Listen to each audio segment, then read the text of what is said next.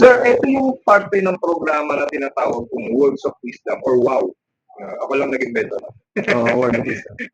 Ako lang nag-invento nun. So, hihingan ko lang kayo ng payo or anything na gusto niyo sabihin sa ating mga manonood, lalo na yung mga young artists natin.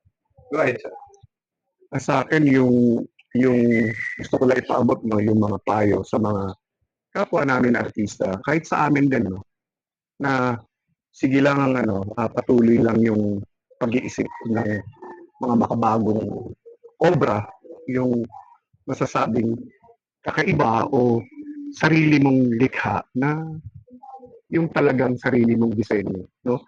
Tapos yung mga bago na mga, lalo na yung mga nasa kolehiyo na papasok pa lang sa sining kasi doon naman karamihan no, nanggagaling sa College of Fine Arts na lumikha lang ng lumikha, tapos huwag lang titigil, tapos sumuporta kahit nasa college pa kayo, sumuporta sa mga exhibit para makakilala ng mga artista, no? Kasi darating ang panahon na nandun din naman kayo. Sila na yung balang araw, sila na yung mag-i-exhibit. Tapos yung siraan o hatakan, maiwasan na sana para magkaroon ng buong puwersa ang sining, no?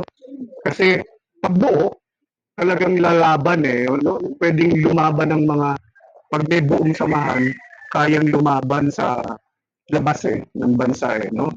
Hindi yung naghahatakan pababa, hindi talaga hindi lilikha ng magandang o kalalabas ang magandang samahan no? So, yun lang sa akin. Tapos, yung benta, medyo siguro sa akin, parang secondary na lang yun muna no? Gawa lang ng gawa hanggang sa makita yung obra mo kasi doon makikilala ka rin may mga tatawag sa'yo o susulat sa'yo kung pwede kang sumali sa mga exhibition kasi kung hindi ka gagawa ng ganito, hindi ka makikilala no?